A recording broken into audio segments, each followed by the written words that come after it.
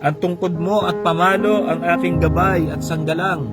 Mga kapatid, hallelujah, ang pastol, meron lang siyang dalawang tool na ginagamit. May tungkod na nag-aakay at merong pamalo na nagsasaway. So makikita natin na nung time na si Jesus ay narito sa lupa, matindi rin yung yung disiplina niya, Mga pagkakataon pa na yung mga alagad ay kanyang napagsasabihan.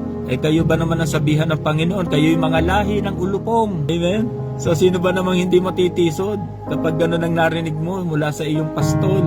Amen? Mga mangmang kayo. Amen? Si Pedro nalunod na't lahat. Sinabi pa ng Panginoon, wala ka kasing pananampalataya At mas matindi sa John chapter 6. Yung mga alagad na sumusunod sa kanya, sabi ng Panginoon, sumusunod lang kayo dahil sa tinapay at kayo nabusog. Aba, sa sakit ng salita ng Panginoon pero hindi natisod ang mga alagad.